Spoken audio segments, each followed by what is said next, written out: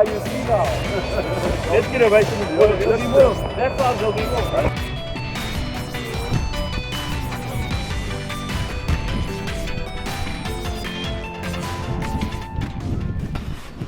Okay, we're at a spot called the Shipwreck in Suiderkaap, and one of the locals has already caught a lovely little cracker, so hopefully we can get one on here.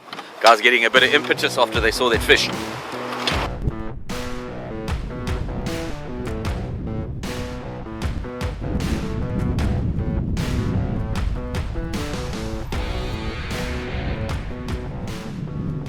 As you can see, there's a huge cracker on the brick here, landed by one of the local guys who actually suggested the spot to us. So obviously knows his thing. So the guy's got a piece of red bait. The red bait you collect on the beach. They call it sand red bait because you find the pods on the sand washed up. And this one's got a bit of a bang to it, but it's not as bad as the one we used the other day. And I'm just tying it on as a base. Then I'm going to lightly tie on another piece to give it some movement in the water, a big fluffy piece. And that's the pod. I'm just going to tear that pod open, get all that smell out to the outside. You can just tear it as you need it. And that nice smelly piece I'm just going to lightly wrap. Quite a big bait. Well, actually this is probably a small bait for a cracker, but I've got a slightly smaller hook. I'm using a 4-0 soy ring. Nice strong mustard hook, so if I do run into a big cracker I can at least stand a chance of getting it out with a strong hook, but if a bigger scallion comes along I can still land that too.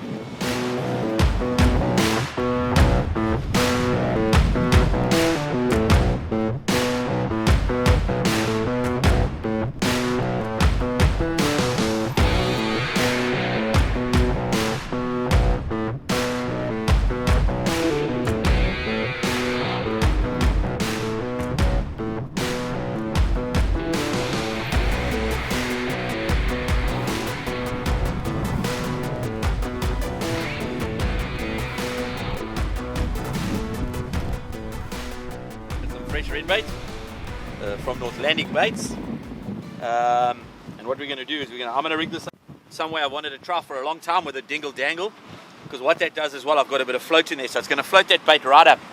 I'm going to try and make it as pecker proof as possible, and I'm fishing a circle hook. I like fishing circle hooks because if we catch a big one we're definitely going to release it, so it's a safer hookup and a better for release. So there we go. I'm just going to let that defrost a little bit. I've got my circle. It's a 4-0 circle hook. You can go a little bit bigger, but just in case a smaller one bites, then what I'm going to do is I'm just going to wrap that around the dingle.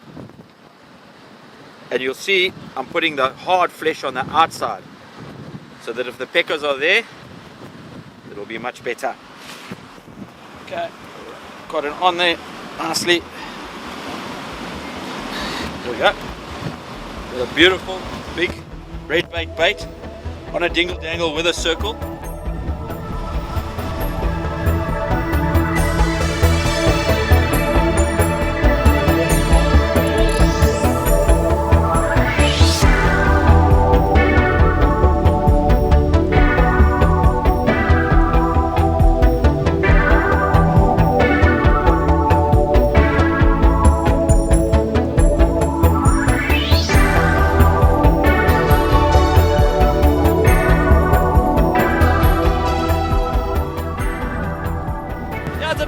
A couple of small onion bites, but we're not fishing for a khali, we're actually fishing properly for a cracker.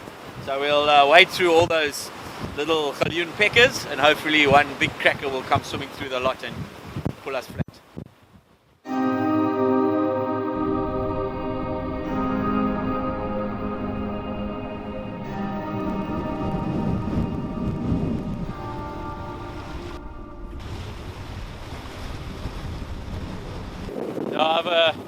I've decided to move and target a scallion now. The cracker being a bit slow. I'm risking it though, because I have to go to a very small hook and lighter line, so if a cracker comes along it's just going to tow me and cut me off. But at least the smaller baits have more chance of getting a scallion. Got to try everything.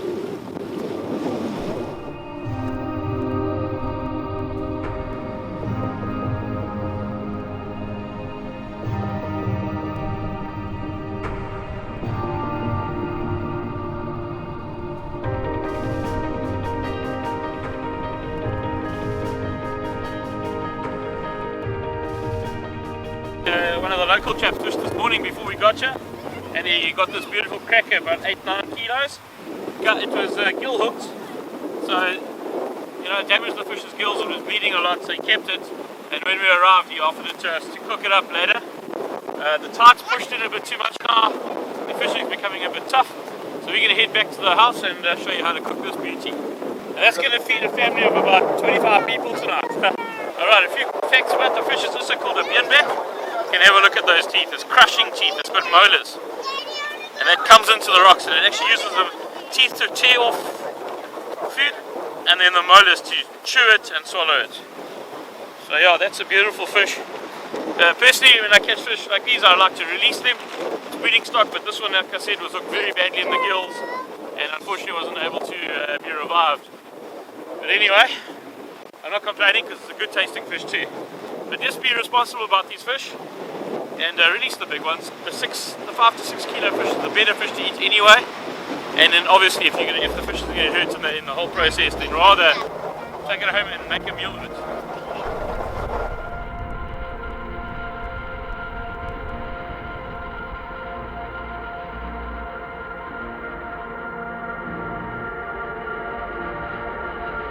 Okay, we're going to give this bean back a little clean up, and I fillet it, and I'm going to prepare the guys' dinner tonight. Our dinner is going to be baked, pizza oven baked Musselcracker. Before we do that though, I'm going to take a few slices. We're going to do some sashimi. I'm going to get the boys tasting some sashimi, because you do get decent sashimi out of a white flesh. We're going to give this one a test drive. So I'm just leaving the scales on and I'm cutting down its backbone. You can see what I do. I'll just get in there. Just follow that backbone down. Trying not waste too much meat. Obviously as close to the backbone as you possibly can. And the scales, not a worry, because I'm actually going to skin this fish. I don't want to have any scales on it because it's going to be baked in a sauce. And you don't want the skin on there or the scales. You want the meat absorbing as much of that sauce as it can. I'm just going to cut around the front as close to the head as possible.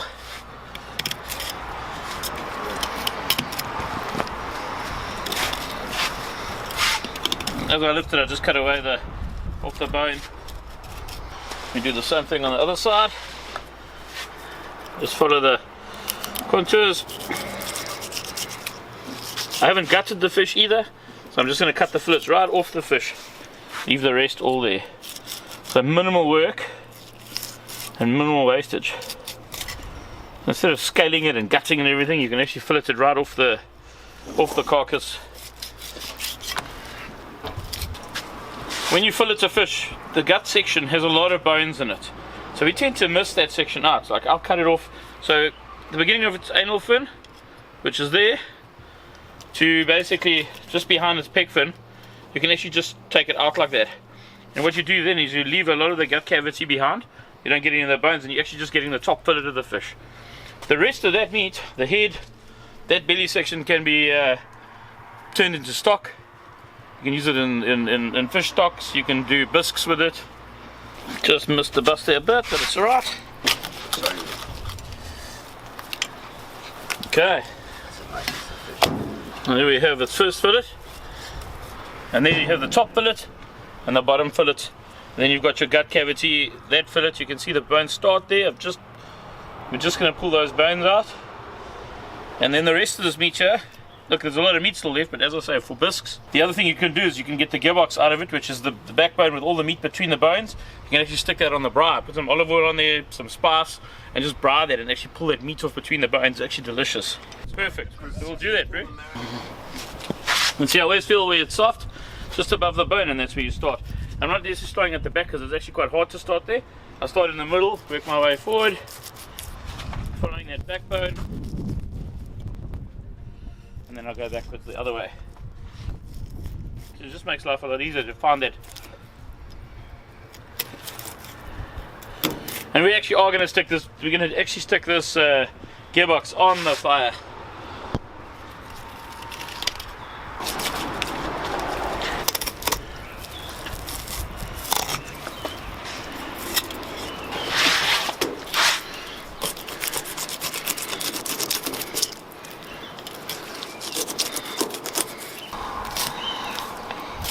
You see what I'm doing? I'm just going right against the back bone, lifting the meat as I go, with minimal wastage there. There's very little meat left there, but that little bit of meat on the brow is delicious. Okay, and then once again, from there,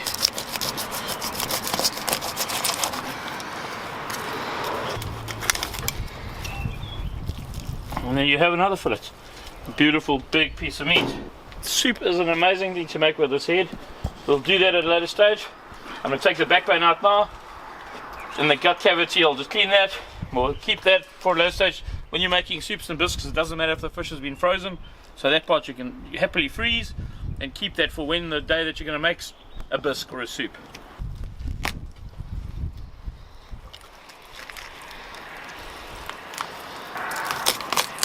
There we go. We'll just give that a rinse and we're going to cook, and we'll cut those fins off with the scissors, and then we're going to put the gearbox on the fire while we're cooking the rest in the pizza oven. Okay, let's put that in a bag in the freezer, and those I'm going to prep further just now. We're going to take those inside and put them on a nice cutting board and ta-da! Okay, we're just going to carve up these fillets quickly. I'm going to split them and show you what I'm going to do with that, the skin. There's a line that goes down there. You can actually, if you run your fingers, you can feel the bones. So what I do here is I cut just along that bone line, just next to it, all the way down to the skin. Actually slice right through the skin. Okay, we've got two pieces there. On this one, I cut again on the other side, because that's just full of bones, that section. So we're basically just going to get rid of that. It's going to go in with the soup meat or onto the grill, but because we're baking this fish, I want to make it completely boneless. So completely deboning it.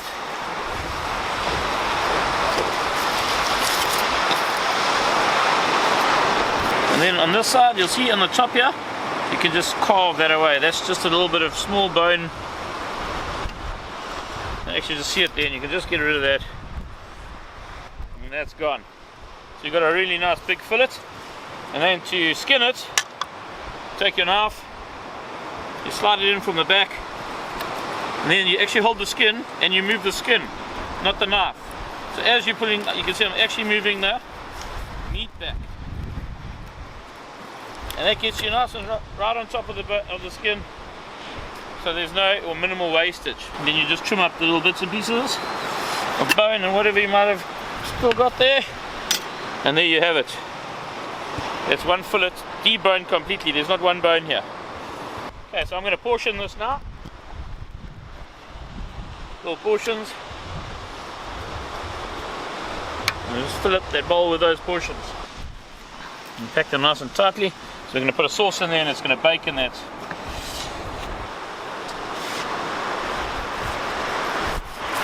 See what I'm doing there? I'm just taking a bit of a shortcut. Instead of skinning it completely, I'm just cutting the portion.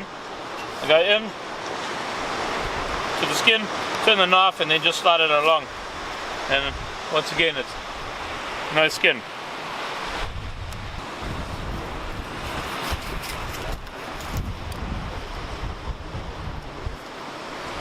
That's going to be sashimi.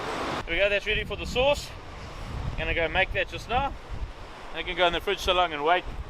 Pour the sauce over it, stick it in the pizza oven later, and we'll have the most delicious baked fish ever. This is going to feed 7 or 8 people. The head's going to feed another family, and the gearbox and the bottom, the belly section, that'll feed another family. So we're essentially feeding 3 families here. Well, a group of guys that are fishing and 2 families. So fantastic to not waste any of it. Let's get to it. Done. Okay, I'm just chopping some ingredients that I'm going to be putting into my sauce that's going to go over that fish before we slide it into that pizza oven outside there. So that's a bit of dill, some parsley, chop that. Doesn't have to be too fine. Okay, then we're going to have some garlic. I'm going to go quite a lot of garlic, so 3 cloves.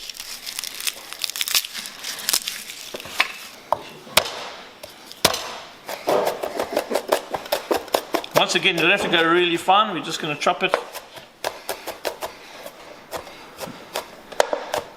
Okay, dill, garlic, quite a lot of it, some parsley, apricot jam, butter, and the magical ingredient mayonnaise, and then a little bit of mustard, and some lemon juice, and some Mrs. Balls. Okay, so we're just going to melt the butter. We're just going to melt that down. Once that's melted, I'll start throwing in all the other ingredients. Then the apricot jam.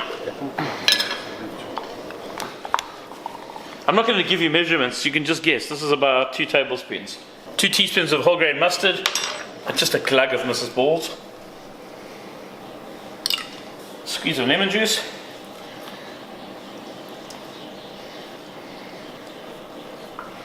So, instead of salt, a little bit of Thai fish sauce. And there's some shaking because there's just a very little hole on the top and you only need a little bit. Probably at the end of that it'll be about a tablespoon's worth. Okay, and then in goes the garlic and all the herbs. Parsley and the dill. Mix that all through. Yeah, now it's getting up to temperature, it's mixing nicely now. Okay, and then the last ingredient, mayonnaise. It doesn't matter what mayonnaise you use. In this case we're using Hellmann's. But you can use any of the brands, Nola, whatever. Any mayo. You can even make homemade mayonnaise if you like to. There's 1, 2, 3, 4, 5, say 6 tablespoons.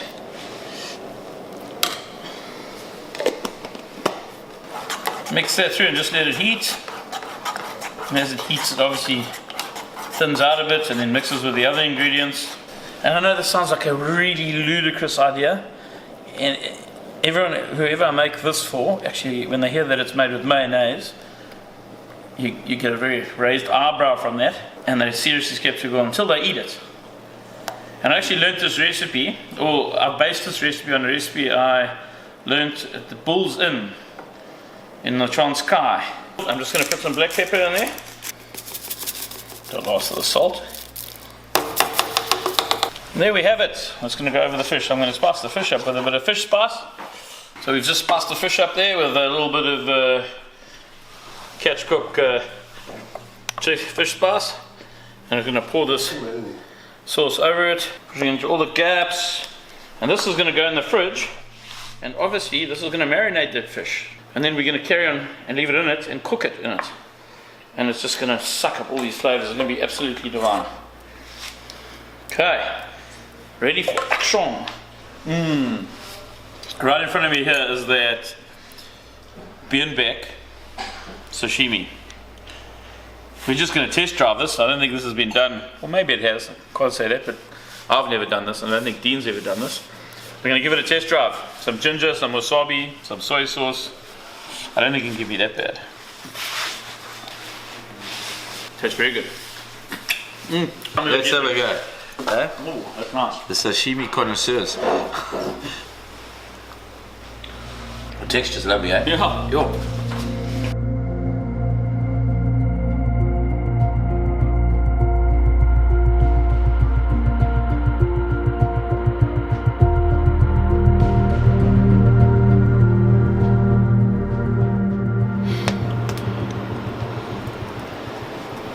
Alright, there we go. We have the pizza oven up to heat there. And we've got that delicious dish of Musselcracker with that sauce. And that's going to go in there probably for about 45 minutes to bake nicely. And that smokiness from the wood in the pizza oven is just going to give this thing such good flavour. Cool. We're going to put the door on just slightly. Leave a little breather hole. The moment of truth. Oh my goodness, that's looking good. Oh, look at that, baby. Look at that. That looks phenomenal. That brings our adventure to the southernmost tip of the African continent to an end. Although the Cape Agulhas area is a fantastic, rich fish area, we seem to have timed it a bit wrong. It was a bit of a gamble on our side to head there in the middle of winter. Unfortunately, sea conditions and water conditions weren't perfect for very productive fishing, but we gave it our best shot, and yeah, along the way made some great friends, had some great fun, cooked some amazing meals, Thanks so much for watching the 3-part series. I hope you learned a little bit, and I hope you can put some of these awesome recipes to the test. Please pop on below and subscribe to our channel. Thanks again. Cheerios.